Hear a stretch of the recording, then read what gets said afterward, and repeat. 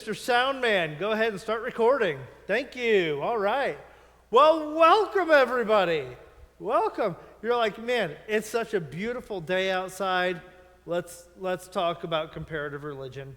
Let's go inside and let's talk about that tonight. And so I'm glad that you're here, though. I'm glad you're here to study this tonight. Let me pray for us before we start, and then we'll kind of get into it. So, God, thank you for a chance to gather together. We are people of faith. We are people who follow you, who are believers in Jesus Christ. But we know that we live in a world where that is not necessarily the case for everyone, where in different parts of the world, and even maybe closer to us than we think, there are people who believe differently. And so we know that one of your commands to us is to love our neighbors. And to love our neighbors, we need to know who our neighbors are and to understand them.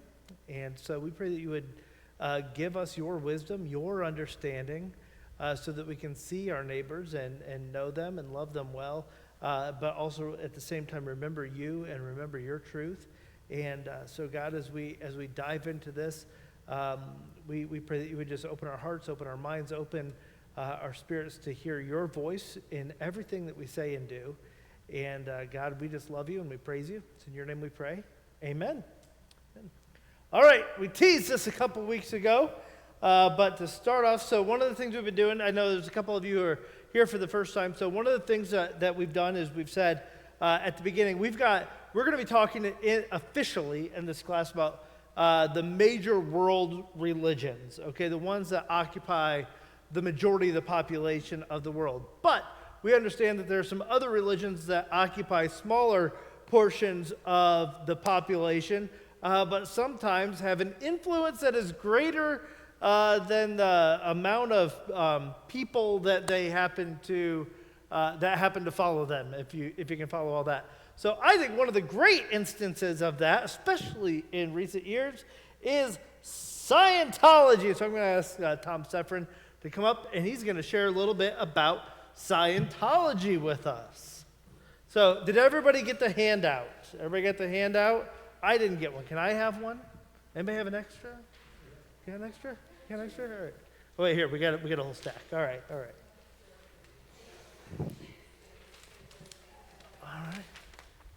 Other way. Yep. Got it? There you go. Okay, to start out with, I wanted to ask. Hey, get right on the microphone so we can catch it over. Okay, got it? There you go. Nobody. I wanted to ask if you could boil down your first impression with one word of Scientology, what would that be? Science. Did I hear science? Okay. Another one? What's the first word you think of when somebody says Scientology? Hollywood. Okay. Aliens? Good. Cult? Absolutely. Well, those are the kind of exact things we're going to cover tonight. And I wanted to read this one item for you because I didn't want to misstate it. Scientology is a set of beliefs and practices invented by the author L. Ron Hubbard. And the reason I paused on invented was that was a strange way to present it. And I thought that was a very peculiar word. Why didn't they say developed or discovered or whatever? Why did they say invented? And one of the things that comes up is L. Ron Hubbard was a fiction poet at one time and a fiction writer. And for him to get involved in inventing a religion, I guess, was a good word to use. But I can't critique Wikipedia, that's the word that they used. The text from that was so controversial.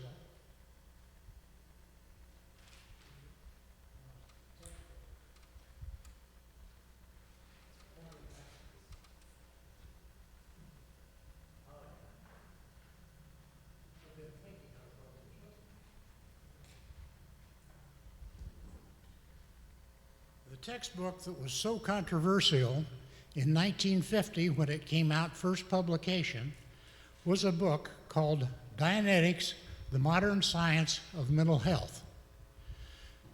For an author to come out with something this broad, this detailed, and this thought through is pretty remarkable, and it formed an organization right away amongst a lot of followers. And we talked about the word cult, and I'd like to use the word cult once in a while to refer to size, not necessarily for any other nomenclature, because it typically is. And the question was asked of Dan a while ago, what the definition of cult, and the definition varies. So I'd like to just stick to it as being on size. Dianetics is the Greek word, two-part word, di, like in diameter, also meaning a pass-through, and the nous meaning for the word the mind. So it's the passing through of the mind. And earlier I handed out part of the creed, and we don't need to read it now, but I want you to reference it here in a little bit. The creed behind the development of Scientology.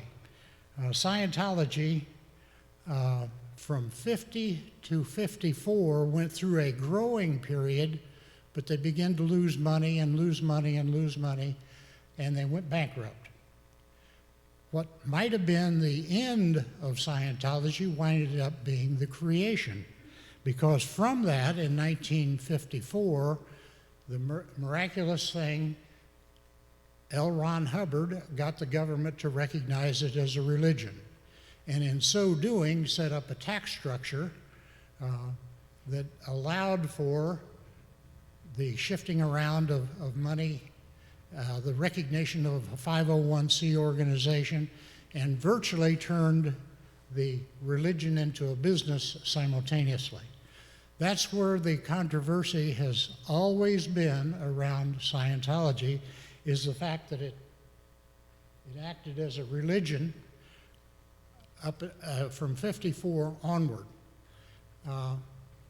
As it deals with science, I was trying to get something that would parallel the science development, and I happened to think of one that was presented in 1943 by a guy that we've all read about sometime in our psychology classes as Maslow's hierarchy of needs.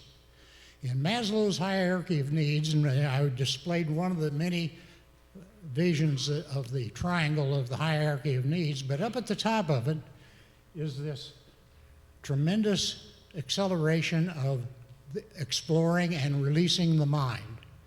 The science part of Scientology works totally on that concept. And it's done so with a lot of bits of vocabulary that are sometimes a little difficult. And one of the reasons I brought the book is that one whole section of this book, 107 pages, are doing nothing but defining the use of different words in the the Scientology way of doing things. So they've taken the structure, and every time they use a word, such as cult, such as sect, they tell you how they're using it in their religion. So it's very defined for you. You don't have any imagination of what the meaning that they're signaling in the text requirements.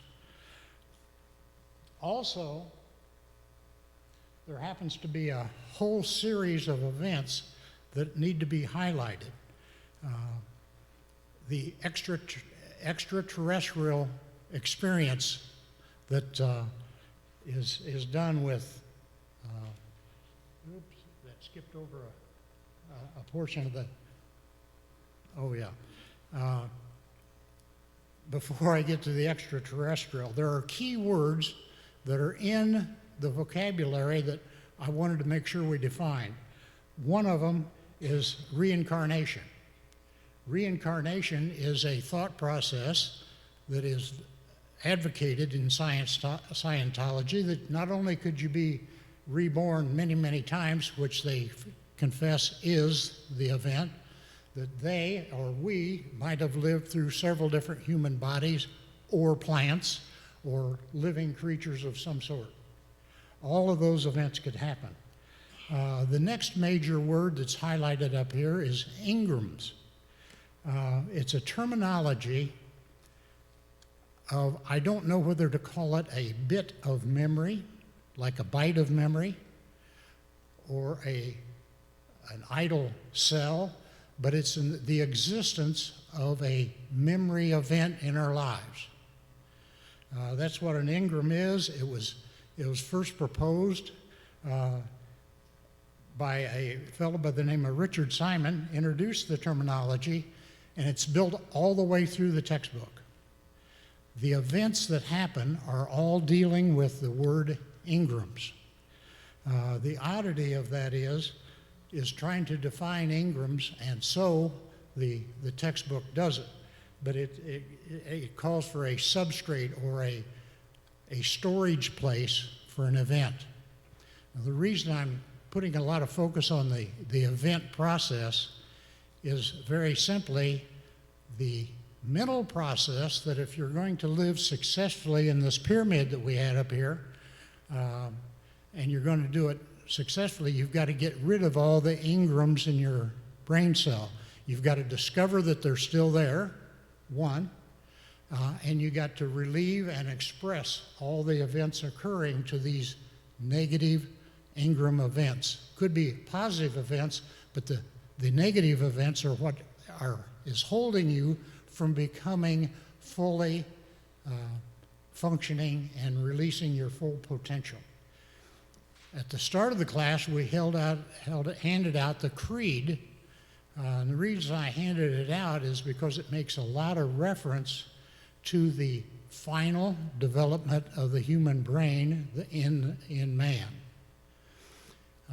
In this particular case, you'll also notice that over and over again, Hubbard references, and he wrote the creed, that it uses male voice only. So the first question that'll come out as you start to read the creed, was he ever thinking about women? Yes, he includes women, and he says that wasn't intended to be a sexist comment by not including them. But he also has a lot of irregularities, and one of them is the attendance of Scientology personnel. 65% of them are men. I don't really know why that particular breakdown. There's also the word that is floating down there is the operating thetan. They're picking up the Greek alphabet word theta and using it for a operating, the discovering of the entire life and allowing it to happen. Hope that doesn't tip that thing over. So those are the kinds of things that we're dealing with. What I tried to concentrate on the presentation is the scientific part of it, and there are other sides of it. I mentioned this period of time from 50 to 54.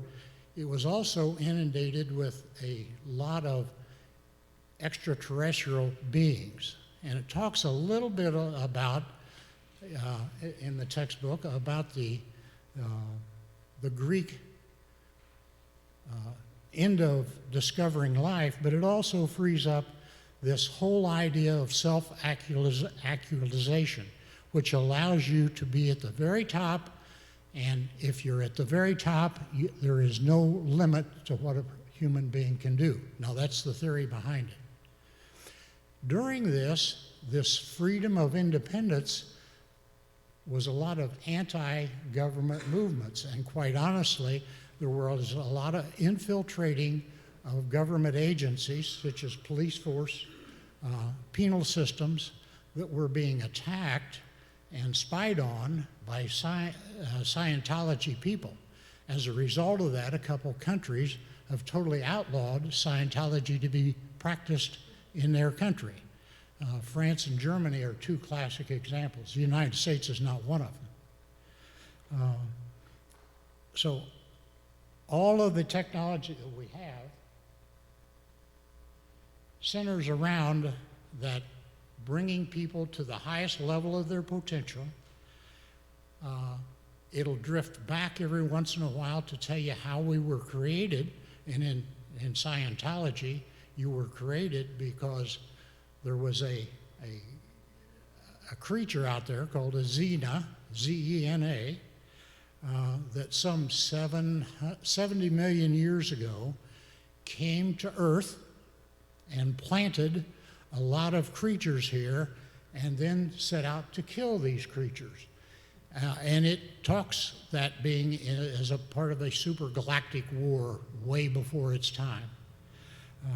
That event spurred all of these creatures to be laying dead and idle, and that's a part of the foundation, so you got to read the whole story. They laid idle, but the theta, the living blood that's in them, it's kind of like an idle seed that is dead, and everybody thinks it's worthless until it meets its substrate called soil and sunlight, and therefore grows. So out of that developed the growth of human beings on earth. A little bit different story than we're taught in typical Christianity. I also looked, because I thought during the preparation for this session, I would try to visit a place of meeting for Scientology. And I thought, well, my first resource is look it up, the closest location, and it was Columbus, Ohio. So I was fascinated, and I thought, well, I'm going to start mapping it. And before I could do that, it had already gone down to the end of the line and said it had been closed several years ago and not available. So I haven't yet seen one of these. I've seen pictures of their organizations, and a huge one in Florida, in Clearwater, Florida, if you've ever passed through that area. But also, I wanted to key in on how many people are practicing Scientology. And I deliberately put the slide up to say 40,000, because that was the first answer I got. Since then, I found out that there's any answer that you want. It's a well-hidden, disguised fact of their full attendance. The highest figure I could find in writing on the internet is 200,000. Now, so you take your pick. And I left that up there so as a reminder to me to tell you, somebody will ask, how many people are still practicing Scientology and how many locations are there? There's a lot of well-known locations, but there's a lot of locations that operate under secrecy. I've asked what few people I know in government, is there any acknowledgement of the fact that there's spying going on in their organization today, and nobody knows of any. So that's as far as that element goes. What I'd like to do is just turn it open to any questions you may have. Silence is golden. Is that what they say? Questions? Any? Yeah. Somebody?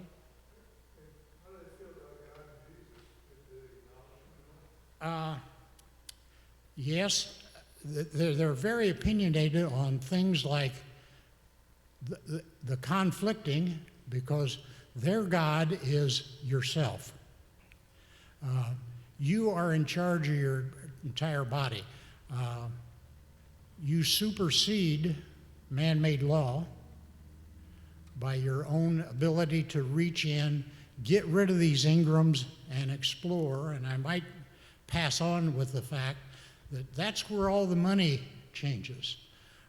There's people that are certified to be auditors, to tell you as an individual how to get in contact with yourself and understand all of these evil things that are keeping you from reaching the top of your pyramid.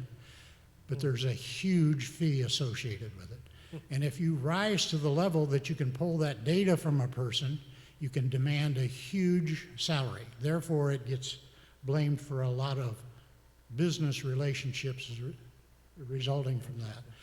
Does it conflict? It tries not to conflict with anybody, because you can rise above it by yourself. You are the creature. You are the supreme being if you just arrive there. That's the whole foundation of the science of it. Okay? Interesting. Any other questions? Yeah. Scientology is super interesting to me. One of the things that makes it different is that all of its materials are copyrighted, right? Because it was in the 50s, so it can't be. It's within 100 years. And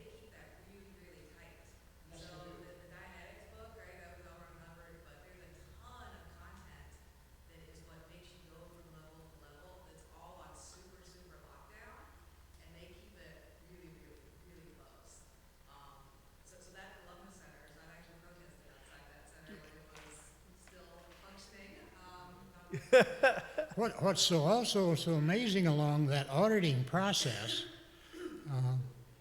all of that is documented as you lift that information from that person and recorded and supposedly top secret, but lo and behold, a lot of it is snuck out. But they are a very closed organization of that relationship between the auditor and the person. So interesting. That's really fascinating. Anybody else? Questions about Scientology? And all of this in our lifetimes. Well, Yeah? my lifetime. Hubbard was born in, I think, 1911.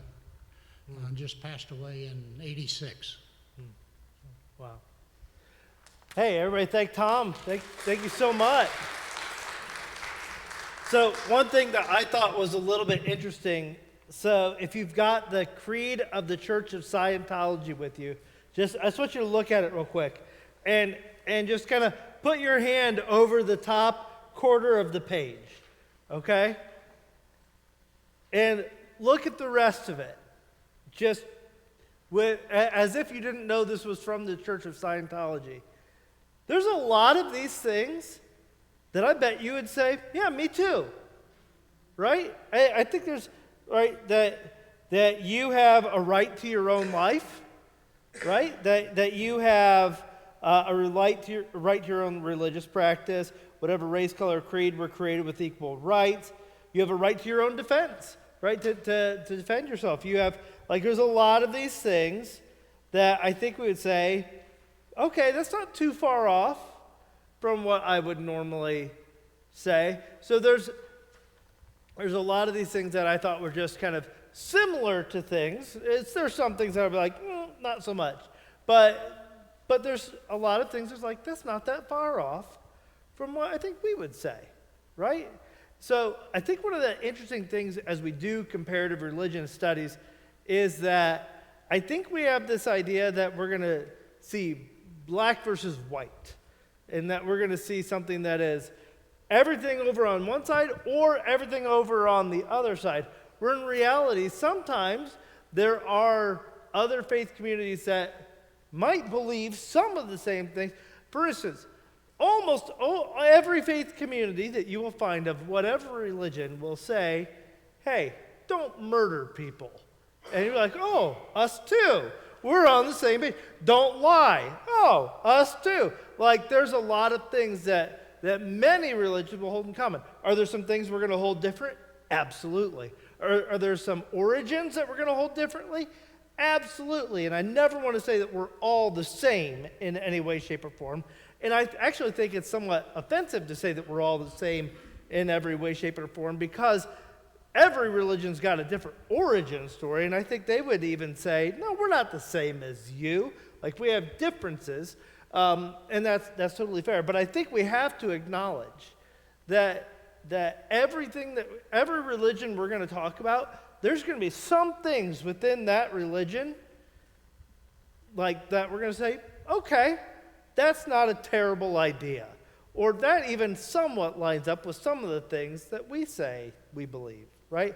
They're not all opposites of Christianity, but they're definitely not all 100% the same, okay? So there's some variation within there. So, man, thank you so much for this talk. Super interesting stuff. And like you said, super interesting. A religion, the religions we've been talking about so far, developed thousands of years ago, right? This one developed in America in the 1900s. So a little bit different, right? A little bit different than and I also love that a big part of the origin of this religion was tax exemption. That's fantastic, that was just oh, well, if we're a religion, we don't have to pay taxes. Hey, guess what? We're a religion now. So, yeah, super, super, super interesting. Any other questions on Scientology before we go forward? All right. So, before we dive in, we're going to be talking about Islam tonight, okay? But before we dive into this, so if you're new to this class tonight, I know there's some people here, this is your first time here, glad that you are here. So what we're trying to do each time If you would like to, next time, if you want to give a presentation just like Tom did, of some different religion or denomination, I'd love to hear it. And I'd love for us to talk about it, because I'm only going to be able to present so many things. There's hundreds or if not thousands of world religions. We're not going to hit all of them. I'm just trying to hit some of the big ones. But I think it's really interesting to talk about the ones that are interesting to you. So if you'd like to do that, let me know. I don't have anybody lined up for next week, so let me know. I'm also trying to introduce every week a different topic that surrounds the study of religion.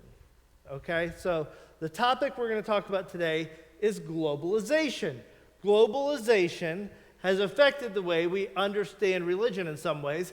Globalization is the spread of the flow of financial products, goods, technology, information, and jobs across national borders and cultures. So, bottom line, and you know this, the world in many ways is more connected. It's getting smaller in many ways, even though we are, like, you could get on the phone that is in your pocket right now, and you could, in a matter of 30 seconds, be talking to somebody in China if you wanted to, right? Like, this is not hard. We are a global culture now. We are influenced by travel is easier than it's ever been. Information spread easier than it's ever been. Goods being shared easier than it's ever been, right? All of this stuff. You can watch the news tonight and you're going to see some stuff about America. You're going to see some stuff that's going on in the Middle East. You're going to see some stuff that's going on in Europe. You're going to see all that stuff, right? We are more global now than we have ever been in the history of humankind. Is that a fair statement? Like, and it's not going to slow. We'll be more global tomorrow than we were today. Information is spreading. Cultures are meeting each other that have never met each other before. So, what's that have to do with religion? How does that affect religion? So here's what I want you to do. We're going to take the next 5 to 10 minutes, and what I want us to do is I just want you to turn to some people around you in groups of 2 to 4 people. Just find some people around you. How has globalization affected the way in which we view religion today? Okay, and let me go a little step farther than that. I want you to think about, we talked about this a little bit last week. It's a little bit of what I tried to introduce you to last week. Like, have you met people of another religion? And what's that like? Right? So I just saw, just before I got here today, there was I don't know how many of you are on Facebook in the Findlay, Ohio Neighbors Helping Neighbors page. It's the gossip center for Findlay, Ohio. Somebody, a student at Owens Community College, just posted this afternoon and said, hey, I'm a student in a comparative religions class. Hot dang. And I, as a part of my class assignment, I am supposed to go to observe a worship service of a religion that is not Christianity. Can you do that in Ohio? I bet you could. I bet you could. Do you think you could have 50 to 100 years ago? Might have been harder, right? Might have been harder. So, I just want you to think about some of those things. How has globalization affected the way in which we view religion today? So turn to some people around you, groups of 2 to 4, and talk about that. I'll give you like 5 minutes. Ready, go.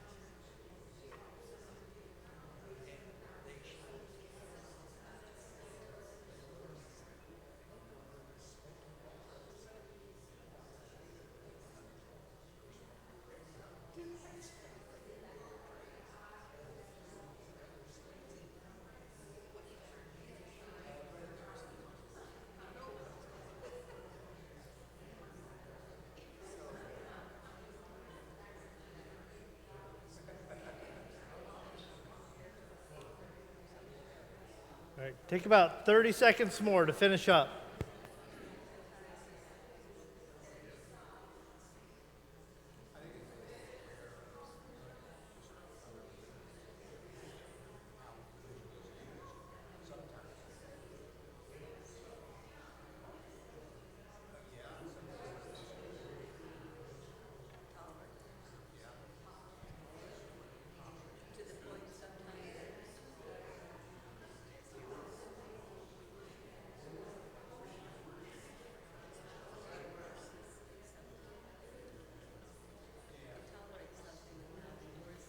Ten, nine, 8, 7, 6, 5, 4, 3, 2, 1. All right.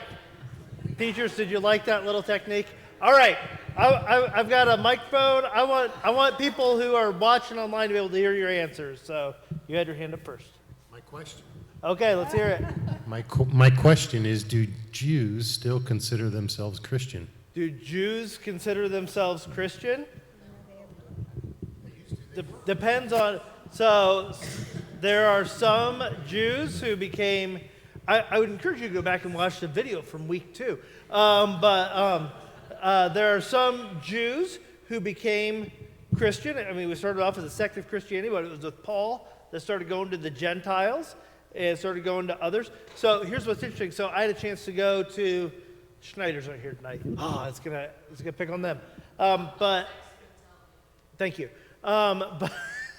But so when I went to Jerusalem, I got to speak with a Messianic Jew. There are Messianic Jews who believe in Jesus, who have still kind of stuck with that tradition. That's a very small portion of Judaism at this point in time. Okay, so most Jews have decided Jesus not the Messiah, and they've kind of stayed off doing their own thing.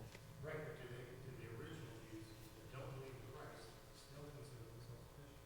No. Nope. Yes? Is there an organization called Jews for Jesus? Yes. Here's what I need you to understand.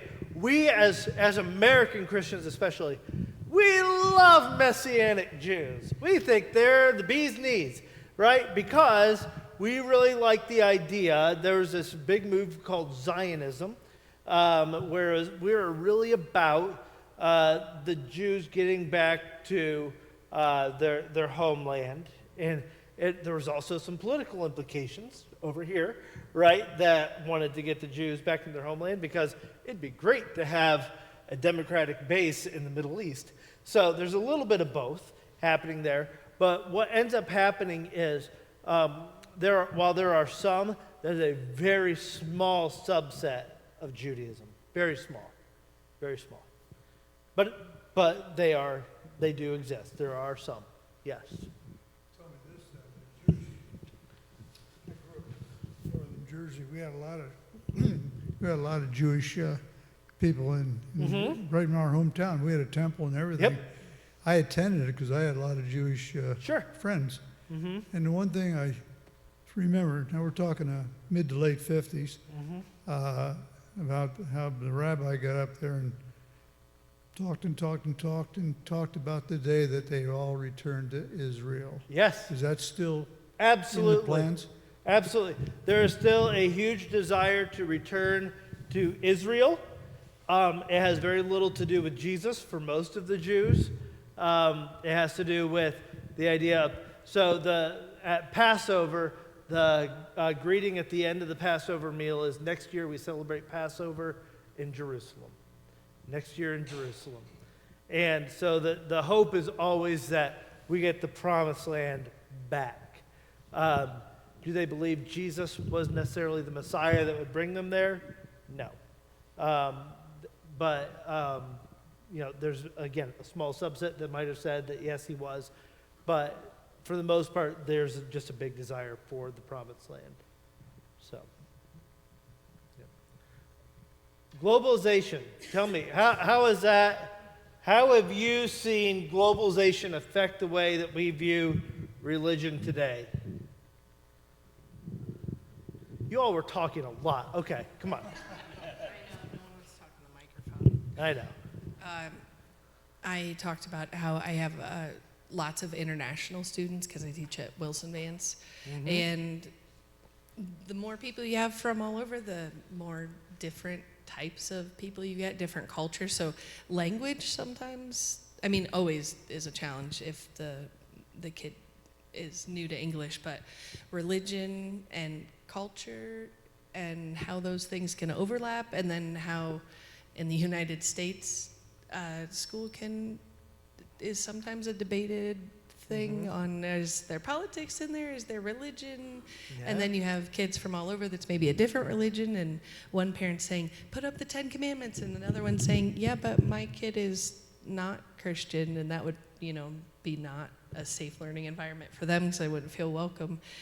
And it's complicated, but I like it because I see the kids acknowledging that there are people different than they are, and seeing the differences and being interested in it, but then also seeing the similarities and like, oh, we'll both go play kickball, even though you didn't eat today because it's Ramadan, something like that. Yeah, super interesting, right? I think we had somebody else talk about that not long ago, that they had some students that celebrated Ramadan, and so some of their friends were like, oh, you're not eating today? I don't want you to feel weird. I won't eat today. Not because not because I'm now Muslim, but because it's I like you.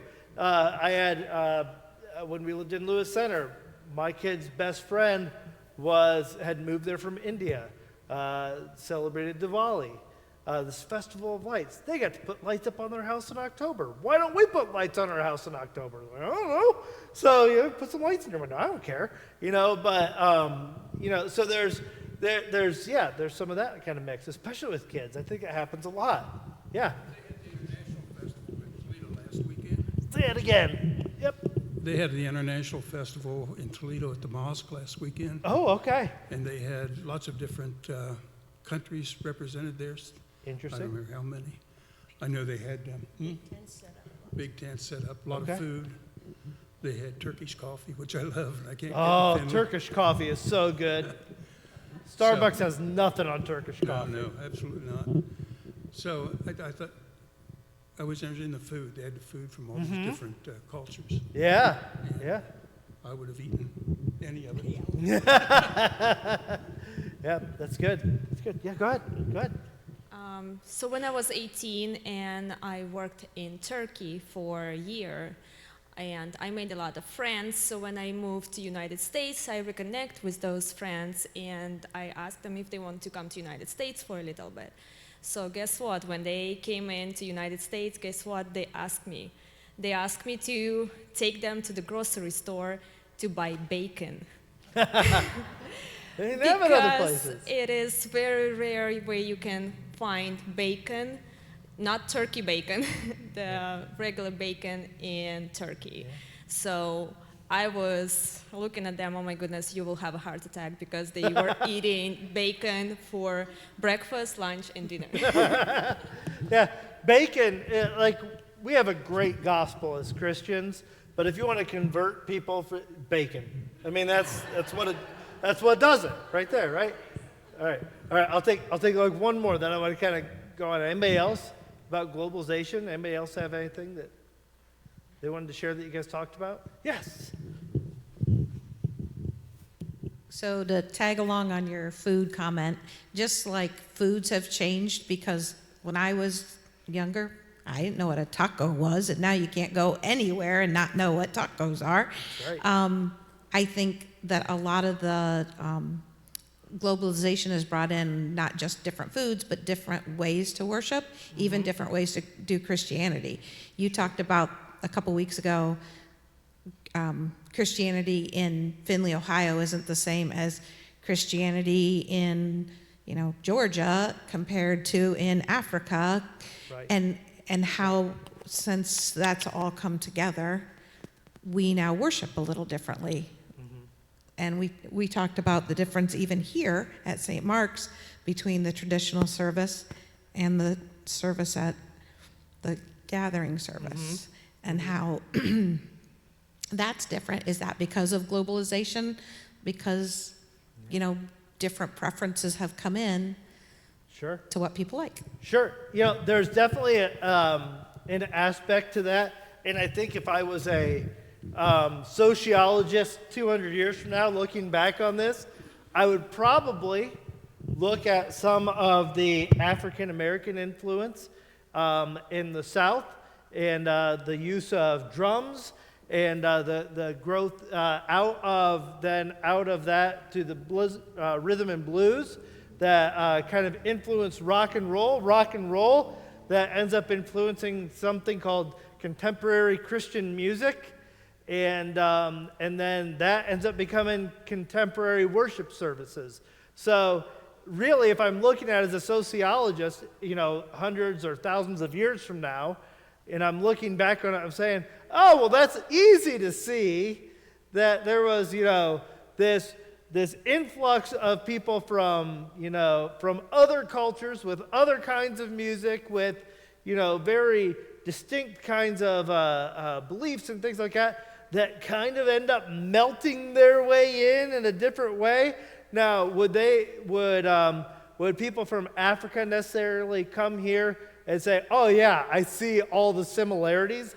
No, but there's definitely been influence. There's no doubt about it. There's no doubt about it, right? The drums, they didn't come from Ireland and, you know, Germany and stuff like that's where that came from. So there's definitely been some influence there in our music, and I would guess that there's songs, you know, any songs that we might sing in our hymnal. You can open our hymnal and you can find songs. If you look down at the bottom where they come from, right? Every now and then you see, oh, this is based on African American spiritual. I didn't know that, right? That's just my favorite song. You know, so there's different ways that these things kind of creep in that we don't necessarily notice. So I want to move on because we've only got like 45 minutes now to talk about Islam, but I want us to catch that because globalization, when it comes to the way that we talk about Islam today in the United States, is incredibly important. Incredibly important. And I hope these next couple of slides will help you to understand why I wanted to talk about this. So, I'm just going to talk about the last 100 years, okay? We could talk about Islam and Christianity back for the last 1,600 years or so, but I want to talk about the last 100 years for just a minute. Just in America. Just in America, if you're in the early 1900s, during the early 1900s, there's very little awareness of and understanding of Islam. It's like something I've kind of maybe heard of. Somebody told me once that there were crusades. Don't know what that was about, but I've heard of it before. Right? There's very, very little understanding of Islam in the United States. Then something happens called World War I. And it's one of the first times that people from the United States really had any interaction with people from Muslim majority regions in the Middle East. The Ottoman Empire was a thing at that point in time, right? We had interaction because of international war. That's how we kind of started meeting one another. As a result, there actually grew this interest in Islam and in the Arab world during this period. How many of you ever watched Antique Roadshow? Anybody ever watch? I love Antique Roadshow. I don't care who knows it. So if you get on Antique Roadshow, every 2 or 3 episodes, you're going to have somebody from Duluth, Minnesota, show some piece of art, some Arab, Middle Eastern piece of art. They're like, where'd that come from? Well, my great-grandfather brought it back from World War I because it was super interesting. We'd never seen anything like it. Thought it was pretty. It looked kind of cool. Had some scribbles on it. Didn't even know it was writing. Apparently it's Arabic. But there was this interest. It became a fad to kind of say, hey, I got some Arabic stuff. How cool is that? I've got some stuff that somebody who's is a follower of Islam, a Muslim, somebody who has that. Like, it's interesting to me. It was interesting as a cultural thing. It was a fad, right? So that happened in World War I. Then something happened coming through World War II and into the civil rights movement. There was a growth of something called the Nation of Islam. You've heard of the Nation of Islam before, right? Malcolm X, right? And it was really kind of centered around civil rights and that kind of thing. And like suddenly a lot of, especially, can I just say, especially white Americans, were kind of like, I don't know if I like that. This feels a little weird to me. I don't know what to do with it. So Nation of Islam, if you were to ask like an actual Muslim, they would say, yeah, that's not the same thing. That'd be like going to an Amish person and say, hey, what's Christianity all about? And it was not, they were seen as kind of an offshoot. They were seen as kind of a sect of Islam, but not like speaking for all of Islam, though they did have some Muslim beliefs. So but for the majority of us, didn't have super bad feelings about Muslims, especially because one of the greatest American heroes happened to be Muslim, changed his name. If you were growing up, if you were a boy growing up in that time, you had that poster on your wall. Like everybody did, right? It's Muhammad Ali. We like this guy. He was funny. He was a good dude, right? He was just kind of cool. Everybody wanted to be like him. He was everybody's hero, greatest athlete of all time. Lit the Olympic torch for us back, I forget what Olympics was that. I don't know. But Americans really liked this guy, right? But, he would call himself a Muslim, wouldn't he? Right? So, if I was to ask a person I'm going to even say pre-1975, pre-1980, tell me what Muslims are like. This is going to be one of the first things that comes to your mind. This is who you know that's Muslim. Okay? What happens a little bit later on? Well, later in the 20th century, you get the Immigration and Nationality Act of 1965. There was an increase in immigration from majority Muslim countries. There's a growth of Muslim communities in the United States. There's getting to be a few more. They start building mosques. Why does that church have rockets built outside? I don't know. Not rockets, are they? They're minarets. But we didn't know that, right? There's this greater awareness, understanding of Islam.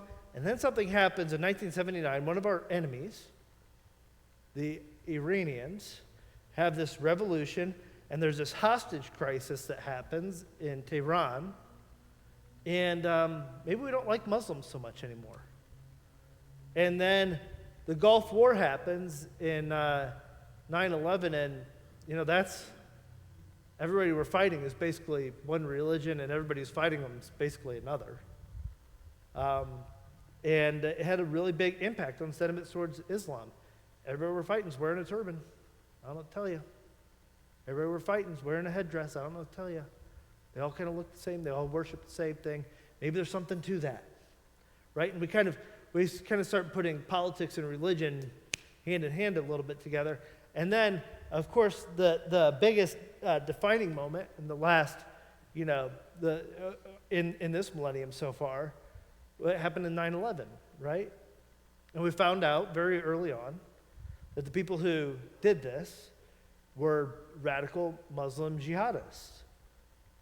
Well, what do we do with that? Do all Muslims hate Christians? Do all Muslims hate Americans? What do we do with this, right? And it's not like this is the first time that Islam and Christianity has been pitted against one another in world history, but this is the most recent, right? And it's the one that's hit closest to home for us, and it's the one that caused a whole lot of issues in the United States with us trying to figure out, my neighbors look a little different than me. I don't really know what to do with that. And so there was a lot of issue around that.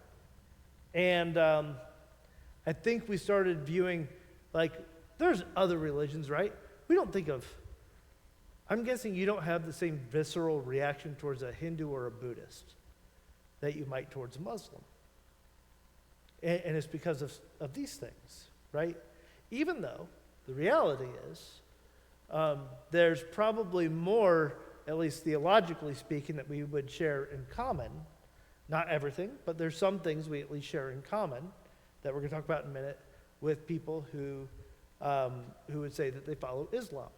So now there have been people that have recognized that right away. They recognized right away, oh, there's some issues here. Maybe we need to take a step back and think about, where these strong feelings are coming from, and who are trying to, look at what are the stereotypes of prejudice and all that kind of thing. So here's what I want to do tonight. In the time that we have remaining, I want to try to give you as much as, and I hope you know that I can't give you, and nobody can really give anybody a completely prejudice-free, completely objective, view of anything. Like we all have our own proclivity, our own ideas of how things go and everything. I want to try to give you though the most bland and vanilla version of Islam that I can give you. So here's the basics. Here's what we know to be true, and let's kind of go from there, okay? Because I think it's important for us to know where people's origins are and where they start from. Because there's a lot of stuff that I think that we just have in mind that, oh, well, this is how they all are. And I just want to give us just a base foundation, 10,000-foot view of here's where Islam comes from, and here's some of their basic core beliefs. And then we can kind of go from there. Because when you know where people's basic core beliefs come from, you can at least start a conversation, right? You can at least start some conversation. So let's start with that. Origins of Islam. So this is the really broad view, okay? So the word Islam means basically submission to the will of God. That's what it means. Which, okay, pretend I didn't tell you it was Islam, okay? Would you say submission to the will of God is a good thing? I would think that most of you would say, I would like to submit to the will of God. Yes. Okay, now how we get to that is going to be different stuff, okay? But in and of itself, that's not a terrible thing, right? Okay. Founded by Muhammad, born approximately 570 CE in Mecca, Saudi Arabia. Today it's in Saudi Arabia. Islam would trace their roots way back before. They would say Muhammad's not the beginning. Muhammad is the last of the prophets, okay? And it actually all goes way back to, really goes back to Adam, but it especially goes back to Abraham, who they would call Ibrahim in Arabic, and his son, not Isaac, where we kind of trace our lineage, but Ishmael, or Ismail, as they would call him. And that's where their lineage comes from. This seal here says in Arabic, Muhammad, the messenger of God. It is not an image of Muhammad because Islam don't do images of Muhammad. And I'll tell you why here in just a little bit. So, Muhammad, let's talk about this guy. He was orphaned at an early age. His mother and father both died young, kind of raised by this benevolent uncle. So this uncle says, hey, you're going to need a job. We're all poor here in the desert, so I'm going to need you to get a job. And he actually did really good. He started being a guy who would drive camel caravans between Arabia and Syria. And so he would go kind of all. So if you're going from Saudi Arabia to Syria, what are you going through? Where are you going through? Who knows their world geography? You're going to go through somewhere just before you get to Syria. It's a pretty important place. Palestine! You're going to go through Palestine. Maybe even Jerusalem. We've heard of that place, right? So he's going up and through all this region, okay, at a very early age. At the age of 25, he marries a wealthy widow named Khadijah. And Khadijah she's 40 years old. She's older than him. She's got a lot of money. Her family is a part of a very influential clan. There's a lot of clans in Mecca at this point in time. They're kind of a clan-based society, okay? He was born in Mecca, lived in Mecca. Mecca is the origin place of his life.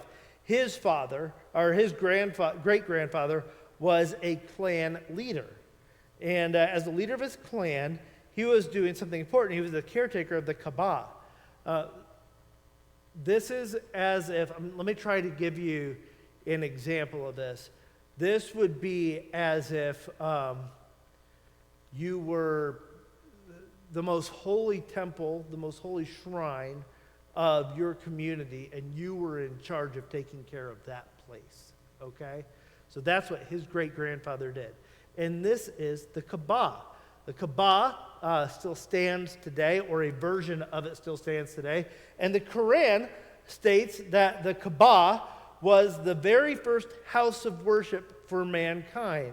It's centered around where Adam where Adam worshiped God, and that it was built by Ibrahim and Ishmael on Allah's instructions. And Allah, just so we're on the same page, Allah is the Arabic word for God.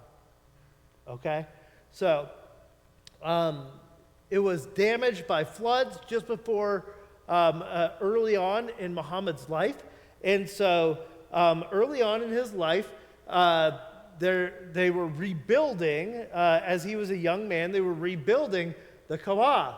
And this is actually one of the few accepted Persian images of Muhammad. This is Muhammad here in the middle.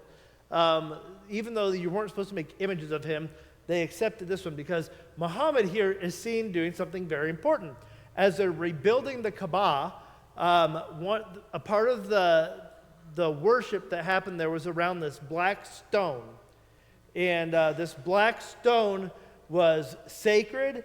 The Middle East is rife with, especially in this time, places that worship a red stone or some other unusual stone. Worship centered around these things, and there was this black stone there, and it was laying on the ground after the destruction from the floods.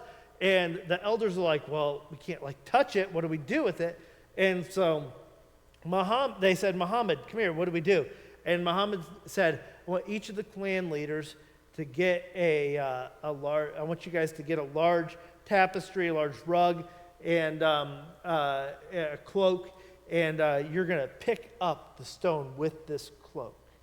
And then once they did, Muhammad, with his own hands, grabbed the stone. He was able to touch the stone and put it where it goes. If you go to the Kaaba today, that black stone is still there, and it's a part of the veneration of this place. Shortly after this time, though, the worship, and probably even during this time, the worship centered not just around Allah or the Christian Jewish God or anything like that, but there were a lot of pagan idols. There are more than 300 pagan idols that existed in this place. So Muhammad's living in this area, and he's about 40 years old when he makes a spiritual retreat during a month called Ramadan, which is why Ramadan is celebrated today. Makes a spiritual retreat. He goes to a cave to do some praying.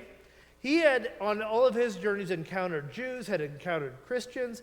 He kind of liked this idea of God, of this monotheistic religion that had kind of stuck with him a little bit. And so that's what he was doing, praying. And as he's praying, the Quran says that the angel Gabriel appeared to him and commanded him to recite what was held in front of him, these words that were held in front of him. And he's like, I can't read. And so this happens 3 times. And on the 3rd time, he's like, oh, I understand what it says.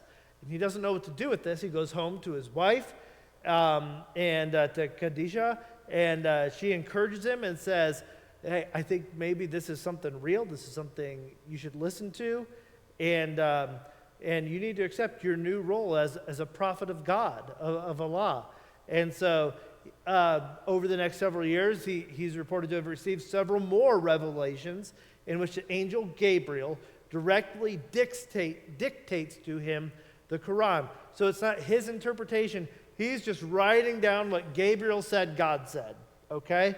So it's not up for debate because these are God's words. So you don't get to decide whether you like them or not. These are God's words, okay?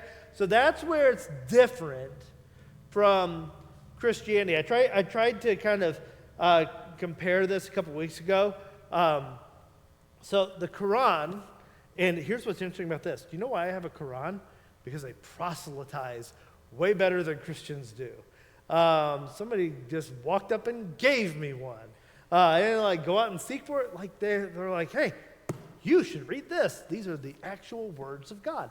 And so they would see this as the manifestation of God, as we would see Jesus as the manifestation of God. And the Bible that we see as the interpretation of what God has said is how they look at Muhammad. Muhammad is, in the way he lives, is kind of like what the Bible is for us. It's very, very important, but it's an interpretation of the thing that's real, right? Of God's word itself. So that's how Christians view, or how Muslims view the Quran. These are the actual words of God dictated through Muhammad.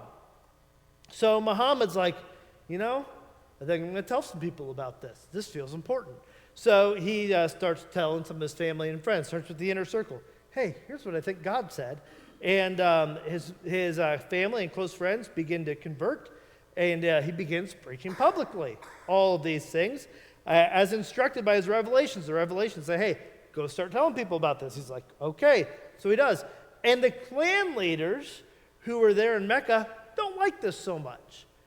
And here's a part of why. These clan leaders ran the Kaaba, and there's like 300 idols in this thing, and people make pilgrimages to come see these idols. And they pay good money to come and see these idols. And so you're trying to tell me now, Muhammad, that I got to get rid of 299 of them and just worship this one God? I don't think so. Who's going to make a pilgrimage to Mecca in the future if we get rid of 299 of them? Hint, a lot of people. But they wouldn't do it. They didn't like it. It was a problem for polytheistic worshipers. And Muhammad and his new growing band of followers are banned from Mecca. They're kicked out. And so Muhammad's 50 years old, and then something else bad happens. He's not only kicked out of Mecca, but his wife dies. And also, by the way, she was very wealthy. This was who was kind of supporting him. And so he's pretty bummed. He's having a hard time. And he's kind of traveling around this area, going to some places that are familiar, that he knows, that just trying to find his way. And he ends up in Jerusalem. And according to a hadith, which is an official accounting from Muhammad, right? So this is like this extra story. It's official. It's not in the Quran. It's this extra story over here. What happens, it says that Angel Gabriel brought a horse to me, and he made me ride it. He carried me to Jerusalem, and he tethered the Barak, or the horse, to the ring of the temple to which all the prophets in Jerusalem had used to tether their beasts. And it's at this place that he ascended into heaven, and he individually greeted the prophets from Adam to Jesus, and he later spoke to God, who gave to Muhammad instructions to take back to the Muslims regarding how it is that you should pray, right? So this whole, if you start off reading the Quran, you're going to hear about Adam, you're going to hear about Moses, you're going to hear about Abraham, you're going to hear about all these guys.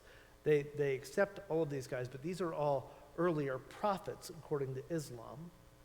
And then Muhammad is the last and the best of the prophets, okay? But this ascension happens at this place. Does this look familiar to anyone? The Dome of the Rock is the mosque that's built over that site to commemorate the place where Muhammad ascended into heaven.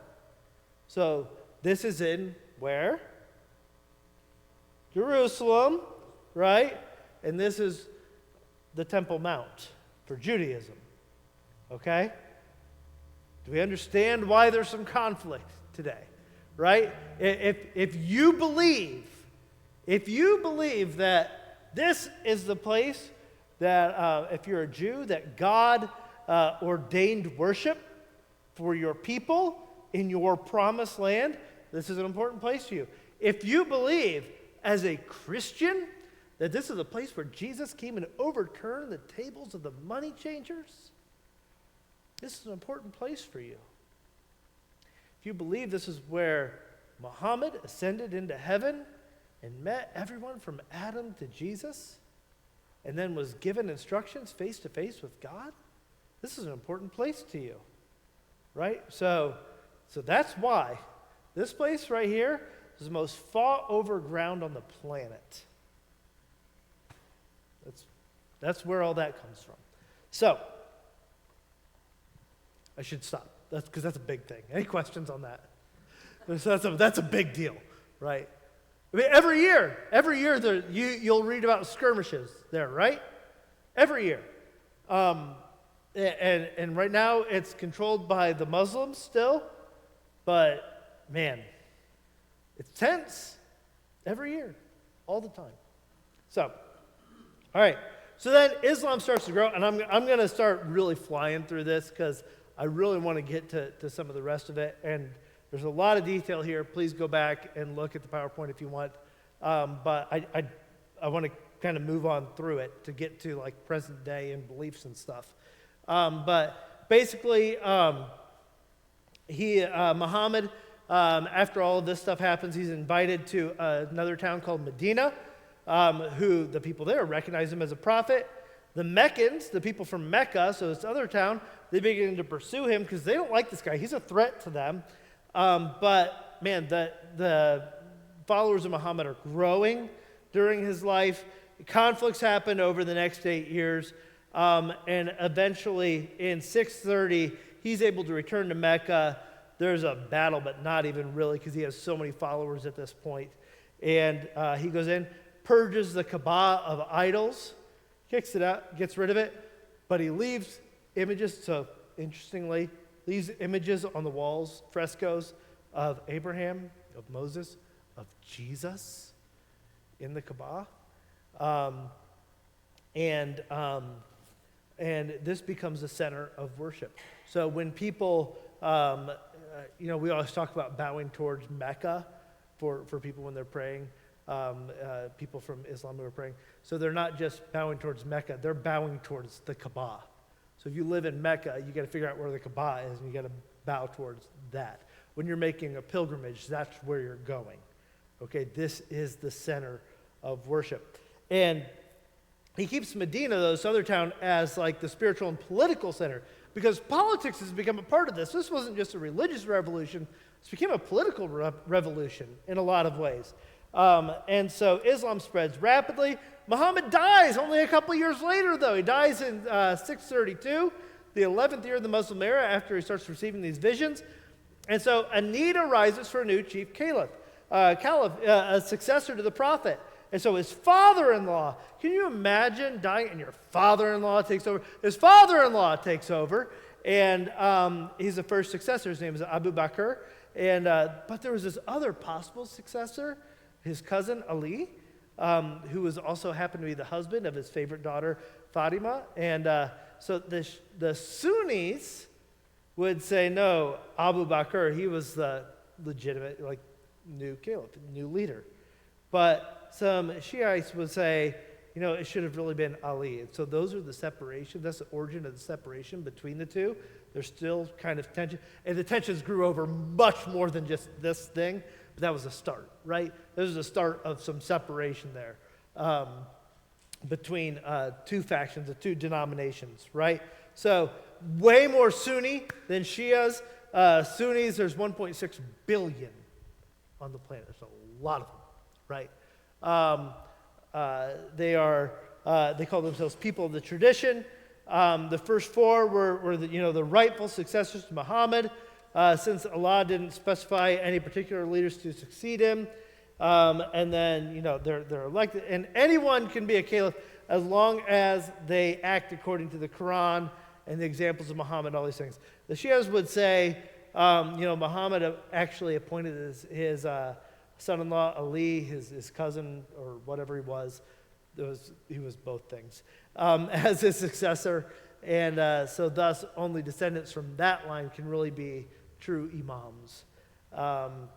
And so there's been other issues that have arisen around interpretation of teachings, attempts to modernize. How modern can we get? Should we not get too modern? And that's happened in Christianity over the years too. We do that kind of thing. Our versions of it look different, but there's been a lot of that kind of thing. So there is some overlap with Christianity. Like I mentioned, Jesus, they call Jesus Isa. He's mentioned 27 times in the Quran, right? With more references to the Messiah. Mary, they believe Mary was a virgin. That they talk about John the Baptist, the apostles, all these things. Like they kind of, there's some things that are very similar. They have an eschatology, like this belief in the end times, the resurrection of the dead, the final judgment, heaven and hell. So there are some things that are very, very similar. So like one of the things that we tend to think about, and I don't remember if I talk about this later on or not, but I'll just kind of mention it now. So there's these hadiths, which are sayings or interpretations, and there's like a whole book of them, a big book of them, that are like these things that I think that maybe Muhammad said this. And some are given more veracity than others. A lot of them are in the book, but like there's some that you underline 3 times, and there's some that you don't so much. So like, let me give you a good example. So the 72 virgins thing, you all have heard of this before, right? So this idea that if you die as a martyr for Islam, that you will get 72 virgins when you arrive in paradise. So that you find in a hadith. It's not in the Quran, it's in a hadith, a different book. And it's one of the ones that's like, if you're going to underline it at all, you underline it once. Like there's not a whole lot of veracity to it, though some people have clung to it, right? So here, and like let's be honest with us as Christians too. We all underline our favorite parts, right? We all highlight our favorite parts. If you go around the world, different people highlight different parts from time to time. So all that to say, not a lot of people highlight that part in the hadith, but the ones that do highlight it like 3 or 4 times. And so they really dig it. They really like that idea. But that's not like a most of Islam kind of, we're banking on this kind of thing, right? That's kind of a different sort of thing. But a lot of these things, there is some overlap with Christianity. There's some overlap with Judaism. In Islam, they believe that there are 124,000 prophets from Adam to Muhammad. I don't know who they all are. Make a name up. There are 25 by name that are in the Quran. Almost all of them are also characters in the Hebrew Bible. Muhammad, though, is seen to be the final one. He's it. He's the last one. It stops with him, right? The revelation stops with him. Islam and Judaism, they share some other things in common against Christianity. Neither of them really like this idea of the Trinity. They're like, no, the Trinity, that almost sounds polytheistic to us. You've got God the Father, Son, and Holy Spirit. We don't like that so much, okay? They both reject Jesus as the Son of God for the most part. And again, we talked about the few in Judaism who might have said otherwise about Jesus. And, they see Christianity as in conflict with monotheism. We would call ourselves monotheists, right? We understand this idea that 3 in 1 and 1 in 3 and all of that. But they would say, nope, you've got 3 gods. That's how they would look at us for the most part. So they kind of buy into each other that way. However, there are some differences. So while they both claim Abraham as their forefather and they like the covenant, they disagree on who the covenant passes on to. In Islam and in Christianity, it passes, from Abraham and Sarah to Isaac, right? But for Islam, they say, no, it's Abraham and Hagar, right? And Ishmael. He's the real firstborn of Abraham, isn't he? And so that's kind of where they draw their line back to. Hebrew Bible notes that tension, but explains it away and comes down on the side of Isaac. And Islam says, no, that's where we are from. And so they would say, and so in the Quran, then they talk about Abraham on a trip to see Ishmael at one point in time. That's when they build the Kaaba together, that worship site, right? Then these are the 5 basic beliefs, the 5 pillars of Islam, the duties of Islam, the things that you have to do. if you are somebody who practices Islam. The first is Shahada. It's faith. And it's basically declaring this, that there is no God but God, or Allah. There's no God but Allah, and Muhammad is the messenger of God. That's how you convert to Islam, is you say and believe that. Right? And you have to utter those words. You have to say that and believe that to convert to Islam. So that's their sinner's prayer, and it's mandatory. Okay? They would also say prayer is a part of one of their pillars, and you are supposed to pray 5 times a day. Are Christians allowed to pray 5 times a day? Yeah, you are too. You can do that too. So, actually, I teach that to people. Like especially when I go and I talk to people in the prison and stuff like that. I'm like, hey, when you wake up each meal and before you lay your head down at night, like, use those as times to pray. Like, it reminds you of God. It's a great practice to get into. I encourage you to pray 5 times a day. You should pray more than 5 times a day. Do better. But that's how they do that. And you're supposed to face the direction of the Kaaba in Mecca. You have to wash, ritual washing before that prayer. You can do it anywhere a mosque is preferred. That's the best place to do it. And there's a set of positions to do it, right? So there's different ways of prostrating yourself. You start with bowing with your hands on your knees, standing, prostrating, kneeling. There's all a bunch of different positions.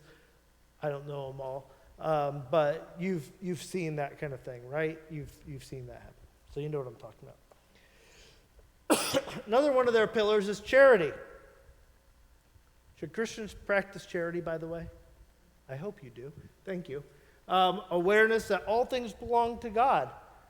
I think we pray that every Sunday, don't we? All that we are and all that we have ultimately belongs to you, Father. And we want to return a portion of these gifts of what's rightfully yours back to you, may it be used to further your kingdom. Have you heard us pray that before? So it's not that dissimilar, right? But that's one of their pillars.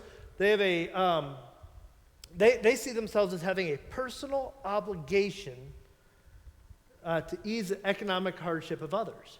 Like, that's a part of what you're supposed to do. If you see someone in economic hardship, you're supposed to do something about it, right? There's like 5 principles of charity that you have, and here's what they are. That you have to declare to God your intention to give the zakat.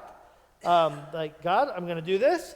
Then you have to do it on the day that it's due. You're not like, hey, I want to give towards this. Let me move some stuff around first in my account. No, you're going to go give it. You're going to go do it right now. And then after the offering, you don't exaggerate on spending your money more than the usual means. So you're doing it, and you're basically trying to like keep it hidden a little bit. You're not going to go out and you're trying to make sure nobody knows that it happened. Is essentially what that means.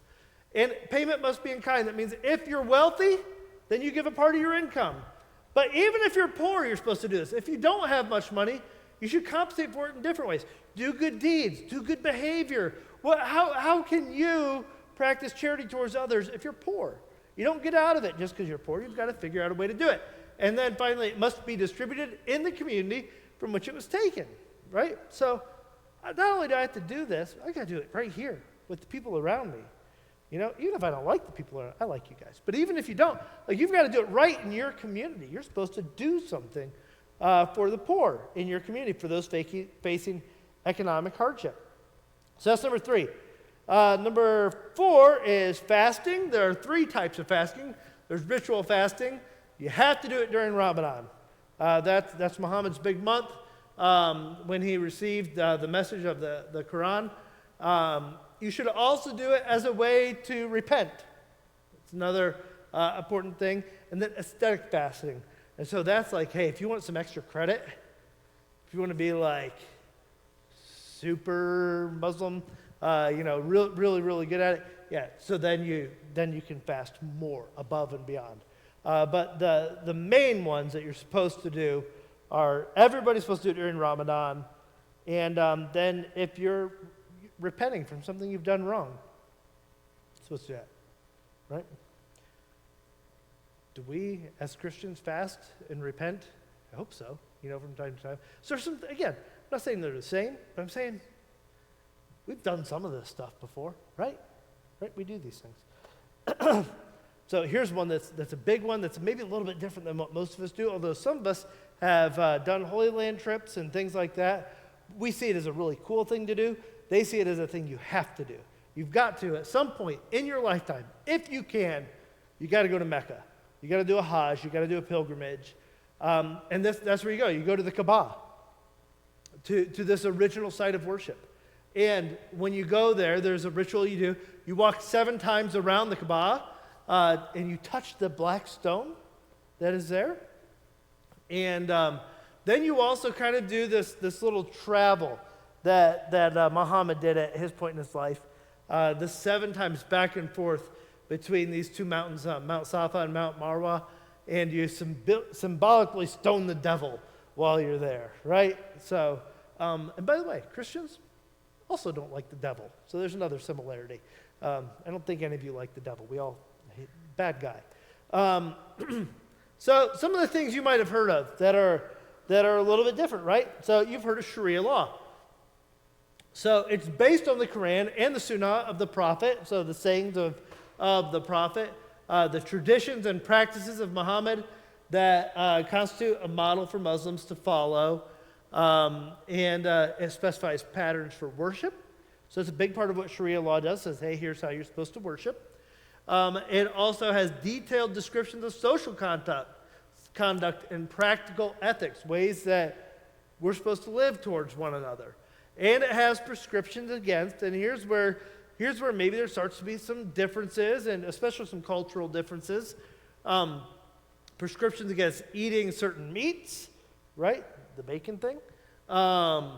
Drinking alcohol. Sex outside of marriage. Sexually provocative dress or actions.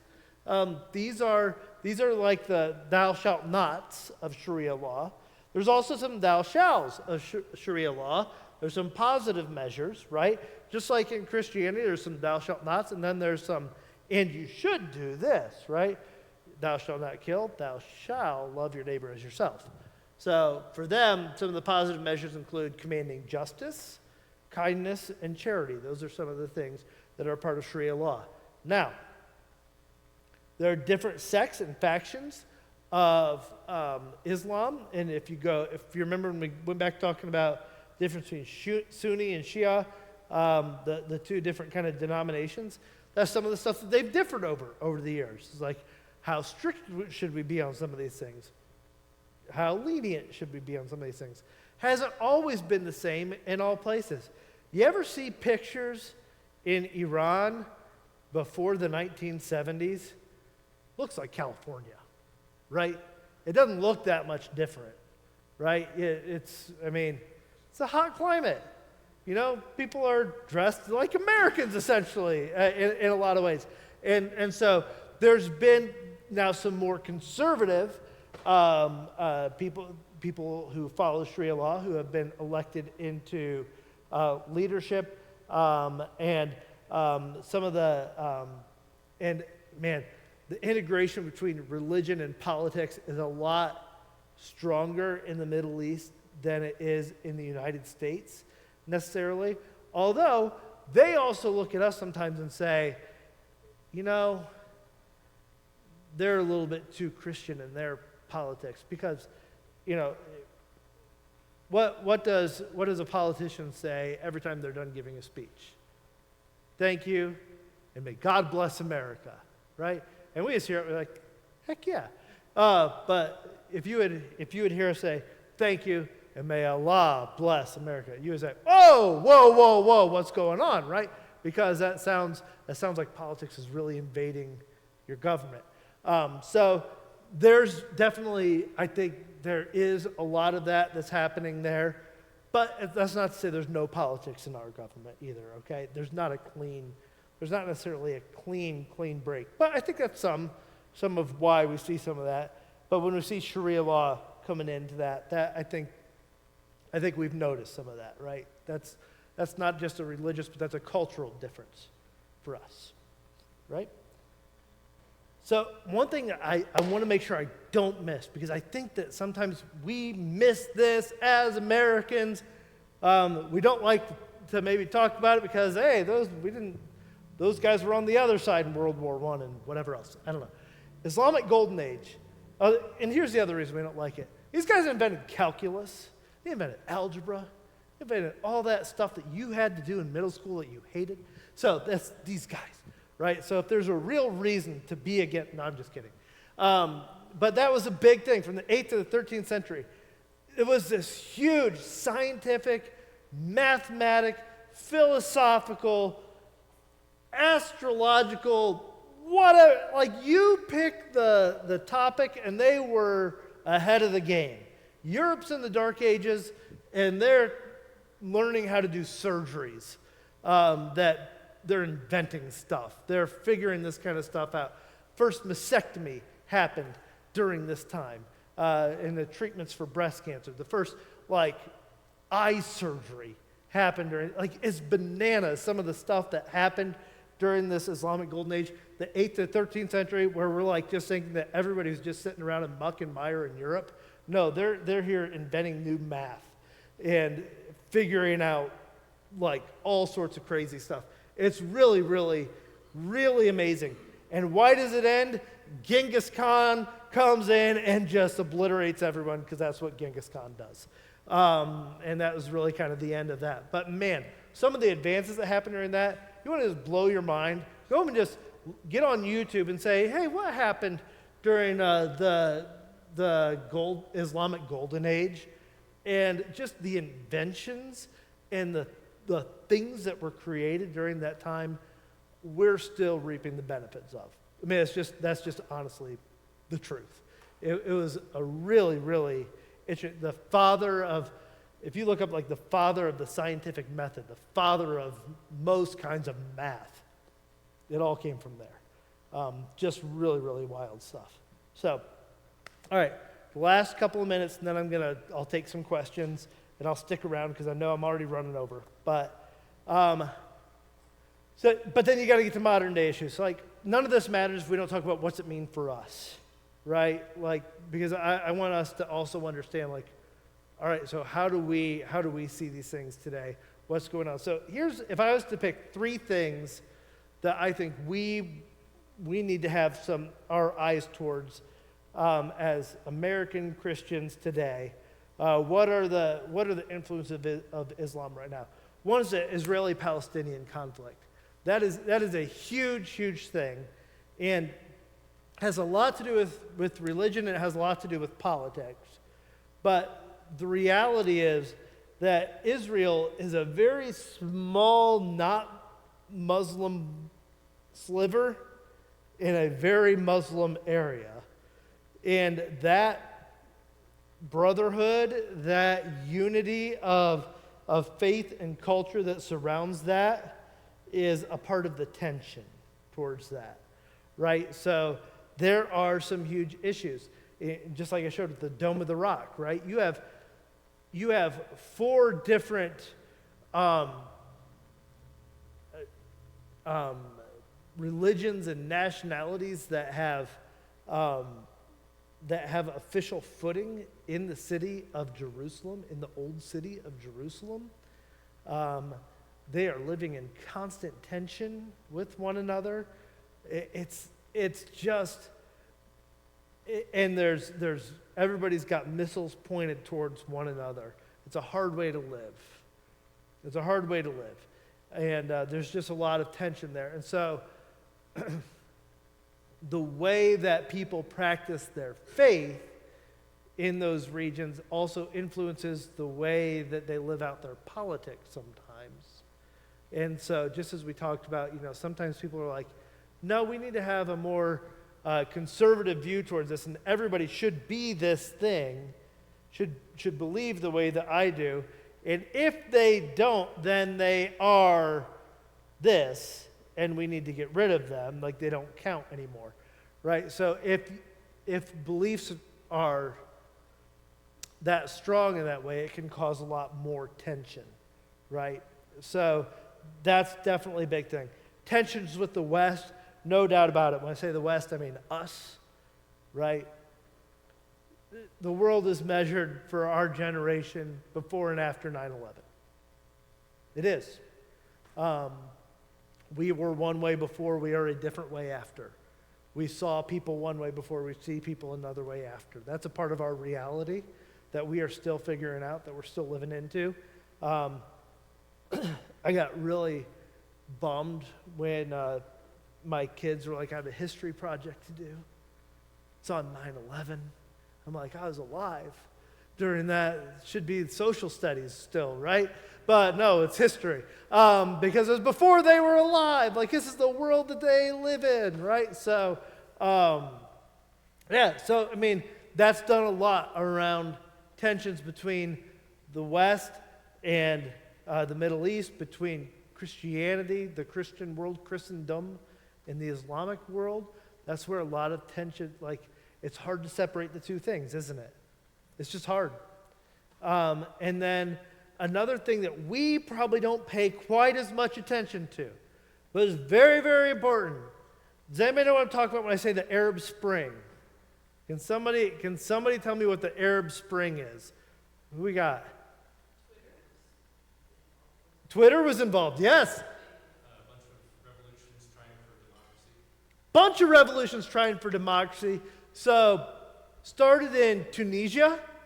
Okay, so a lot of Northern Africa, Egypt got involved, other Middle Eastern countries, places where there was a caliphate involved, right? Where there were Islamic-run governments, and young people organized on Twitter and WhatsApp and all these other newfangled things, kind of said, hey, we're overthrowing this stuff. We're not doing this anymore. And so overthrew them. And so sometimes what would happen was you'd get rid of a caliphate and you'd get some form of pseudo-democracy. And sometimes there'd be a fight against the caliphate and it wouldn't go so well. And they'd say, how about we become more conservatively Muslim? And so it didn't all go the same way, but it was really, it's the biggest thing that's happened in that region with that, other than 9/11 over the past couple of decades. Super, super important stuff that's going on in that region, still happening. And so you want to talk about globalization, right? Yeah, they organized themselves over Twitter. That's it. They overthrew governments. They overthrew caliphates using social media to organize. So we can say, this is just silly stuff. No, it's changing world governments, okay? So you got to pay attention to this kind of stuff. So that's some of the stuff that's going on there. And I'm going to end it with that because we're already over time. But I'll take a couple of questions before telling Eric he can stop the recording. So, questions, comments? Yes? Way back at the beginning, Yes? Ishmael. Yes? Okay, then the Israelites over here, Mm-hmm. they come back. Mm-hmm. Was it Ishmael's descendants that were worshiping many gods? And were they the people in Palestine? So, we don't, it depends on who you ask. So, That I've always wondered about. yeah, so it depends on who you ask. So, because if you ask the people of the Quran, if you ask Muslims, like, no, they've been staying true to the true God throughout. And they would see themselves as, in some ways, all of these people, the Moseses and everything, they all tie in some way. In the Bible, there's one other mention of the descendants of Ishmael. Does anybody remember where it is? Where, no. Is that, are you talking about where they would be prosperous? I'm sorry? Are you talking about when they would be, his descendants would be prosperous? No, where his descendants are mentioned in the Bible. In Genesis or in? They're mentioned in Genesis another time after Ishmael. So, Isaac, so you have Abraham, you have Isaac. Isaac marries Rebekah. Rebekah has, and they have two sons. They have Jacob and Esau, right? How many sons does Jacob have? 12, right? That's 12 sons. One of them they don't like so much, Joseph. And who do they sell Joseph to? They sell Joseph to a band of traveling Ishmaelites who take him to slavery in Egypt. How about that? You know why I remember that? Because I was in the play Joseph and the Amazing Technicolor Dreamcoat, and a part of the song goes, "Would you use a slave, you hairy bunch of Ishmaelites?" I don't know why they said they were hairy, but it worked in the song. So, but yeah, no, that's where they're mentioned. And then after that, we get no mention in our Bible. So they would have a different story of how they got to where they are. But according to the Bible, they just become these wandering nomads that just kind of intersperse, right? But in the Quran, they would say, no, we've been there all along, alongside everything that's happening, just here off on the side. And we buy into Moses, and we buy into David, and we buy into Jesus, like all of these things. Like, but we've been here all along with a different descendancy. So they don't trace it the exact same way that we would trace their lineage. When Moses sends them into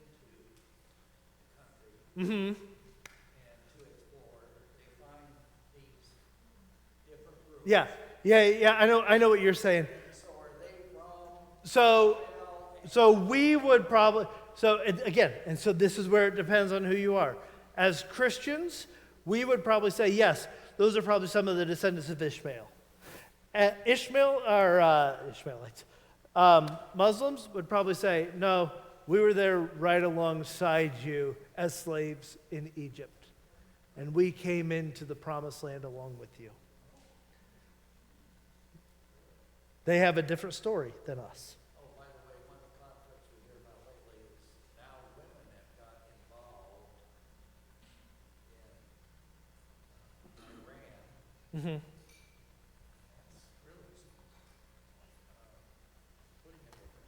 Oh, yeah. So there's, around headdresses and things like that, yeah. Yeah, there's always conflict around some of that stuff. Yes, sir. So if I understand, I guess one of the principal theological differences is the role of Christ. Sure. But the other thing I get the impression is the nature of God is different. Allah has a different nature, it seems to me. I would say that's probably true. At least the impression I get is Yeah. justice and not so good or mercy or light or mercy. Yes, I would say that's probably true. Although you could definitely find some sects of Christianity that would be a little heavier on the justice aspect of who God is than the mercy aspect, right? And I would suspect that in Islam, and actually I know this to be true, that there are I don't know if we would call them denominations or sects or just flavors of Islam that are nonviolent, that would call themselves pacifist, that would say that that's who God is, that God is like, so now are they necessarily people in power? Not usually, but that there are those factions and sects of Islam as well that would say that, no, this is really about, like, because a big part of the Quran talks about, yes, justice, but also a lot of stuff in there about mercy, a lot of stuff in there about being nonviolent, a lot of stuff about, loving, your brother, your sister, those around you, and that you shouldn't, just like we say, thou shalt not murder, that's in there too. Like, don't kill people, right? But yes, I think that there's probably, so I would say the best way to say it is not that Allah is more justice and hard-handed minded than the Christian God, but that the influences of Christianity that have risen to the top have been more mercy and grace minded than the influences of Islam that have risen to the top that seem to be more justice and heavy-handed minded than merciful. If that's, you kind of get what I'm saying there? So it's not necessarily that this God is way more, I want to punch bad people in the face than our God. It's just that those influences seem to have risen to the top more than our own. Hang on, I'll get to you real quick. I'm going to get this question back here. Yes? Similar. Yes. I believe, and I'm not going to get too deep into it, They have layers of heaven that I think we don't necessarily have. But I don't know enough about it to talk about it, so I don't want to say something wrong. But there's similar concepts. Good place for good people, bad place for bad people in that aspect. Hang on real quick. Yes? Okay, so one God, they call him Allah, we call him Jehovah. Is the takeaway is the same God, but we go at it in different places, in different ways? Say that second part again. Jehovah and Allah, Yeah. are we to assume they're the same God? So that's a question that's up for debate. They would say we're talking about the same guy. Allah is the Arabic word for God, okay? Just like God is the English word for God. And they would say, yeah, I'm talking about the God of Abraham, the God of Ishmael, the God of Jesus. So they would say we're talking about the same guy. So it's kind of up for debate a little bit. I would say that we definitely don't see this God in the same way in all ways. But they would say, we're talking about the same one. His influences around monotheism come from Judaism and Christianity. That's where he got to know this God, is from his travels from Arabia to Syria and meeting Christians and Jews. So I think Muhammad would have said, yeah, I'm talking about this guy. But he's also told me this stuff over here. I'm talking about the angel Gabriel. You know Gabriel. He came and talked to Mary, right? Same guy. Talk to me. Like he would say, it's the same one. So I can understand our need and our desire and our proclivity to say, this doesn't sound like the same guy to me. I think that's probably a better way of saying it. Is like, he's trying to talk about the same God, but we understand him much, much differently than what you do. But he's trying to talk about the same God. Yes. Yes. So it seems like the main difference is Jesus, Yep. and they think of him as a prophet, Yes. and they think what he said was true, and he says he's the Son of God, and they don't think that's true. They don't buy that part. So, like, I think that part might not be in here so much. why? Why do they go, yep, no? I don't know.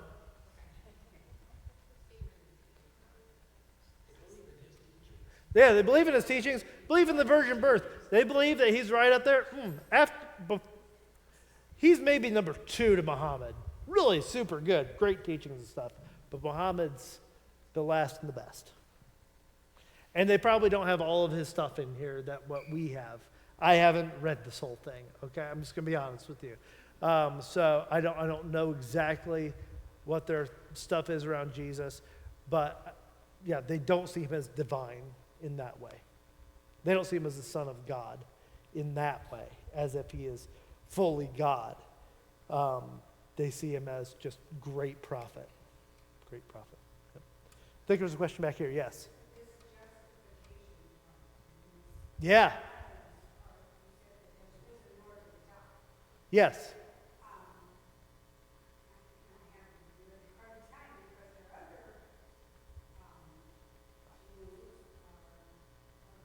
Sure. Yep.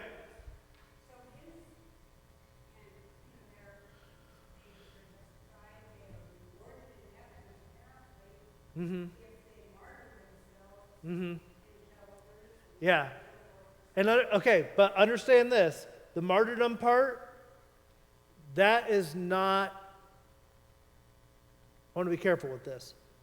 I would say that is not a majority Muslim belief.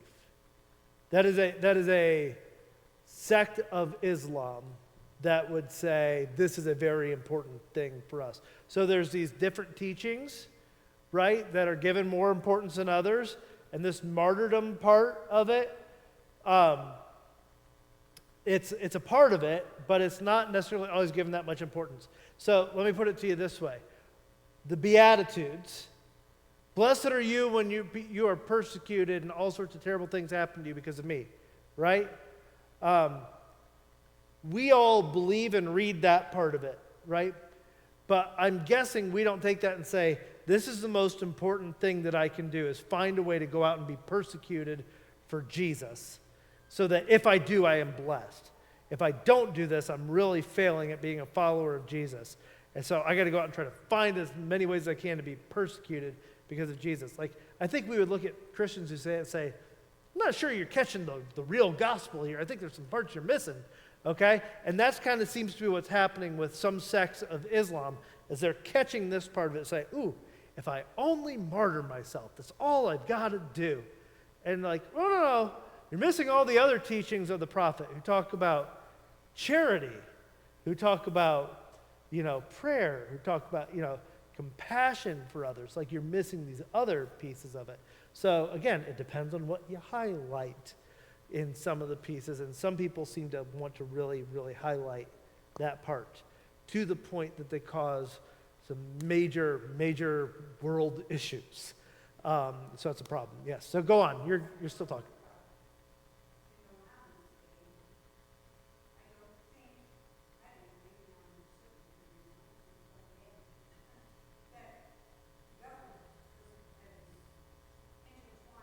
Absolutely. That is absolutely true. Yep. Sure. You're talking about. Sure. Yeah. There's power dynamics. There's money involved. Here, one thing we didn't talk about, and you guys, if you got to go, we're 20 minutes over. Feel free. I don't know if any of the rest of you have lives. I don't, so I could talk about this all night. But so. One of the other things that we didn't talk about at all, that's really a 20th century issue, but nothing is unrelated to each other, okay? What happens in the early 1900s around Mecca and Medina and some of these other very Muslim places? People are digging wells trying to find water because they're in a desert. Then what do they find? Oh, oil! And all of a sudden, some people with some more extreme beliefs also become very, very, very, very, very rich and powerful. Whose beliefs rise to the top? The people who are very rich and powerful. That's just the bottom line. And so, even if most Muslims wouldn't feel necessarily that way, all it took was a handful of very rich and powerful people who had some very extreme beliefs that saw, oh, these beliefs can also help me become even maybe a little bit more rich and powerful, because I like being rich and powerful. And it goes on. I mean, Osama bin Laden, he's not just some random shepherd guy, and he's the son of an oil sheik, right? This dude's super rich, because of oil, right? And what's most of the conflict been centered around? It's been centered around that, right? So economics, politics, all of these things, you tie in some religion to it, it gets even messier. Yeah? I would say one thing, final thing. If you take them, then looking at the United States, we have done a lot of really great things. Sure. Mm-hmm. But if you also look at our entertainment, our movies, our culture, many things, we don't look so good. Yeah, sure. So I would say the one thing we have to look at is look at ourselves. Yeah, nothing's unrelated, right? Nothing's unrelated when it comes to globalization, right? This is where globalization messes up even all of this stuff. Because, and man, we could do a few sessions on this. So, another thing that becomes super important as these tensions start to rise, there was something that was invented in the early 2000s that you probably use today. Maybe you didn't. I did. YouTube. Okay? YouTube becomes a great way to share some propaganda with one another. And there were some Americans who, and I'm going to forget I'm going to forget the exact name of the video. But there were some Americans, probably some punk kid in his mom's basement, who made a video that talked about how terrible Muslims were. And man, did that get passed around the Middle East quick. And they thought, all Americans see us this way? No, Steve in his mom's basement sees you that way, but it becomes this propaganda tool. And they're like, look what these Americans are like. Like, look what that's like, right? And so, man, 50 years ago, we were passing around those things. It never becomes an issue. But globalization, like, this stuff nothing is unrelated to one another anymore. Anybody can post anything now, and man, it can end up causing international conflicts, and you just don't even know. So, yeah, so the world's complicated. It's very complicated. Religion and Islam are mixed up in the whole thing, and yeah, so that's kind of where we're at right now. So I think for us, our call is to try to do our best, love our neighbors well, try to be, we live by the teachings of Jesus. That's who we are as Christians, right? And try to listen to each other at least a little bit better. So we're way over. Let me pray for us and get you guys out of here, okay? God, thanks for this time together. We thank you for just a chance to talk with one another, to learn a little bit more, to dive in a little bit more to who you are and to who others around the world they're trying. I think that in some way, everybody wants to know the truth. We believe that you are the truth and that you are the one who sets us free. So God, help us to listen to you more, to know you more, and to love one another well. We love you. It's in your name we pray. Amen. Amen. Eric, you can cut the video finally.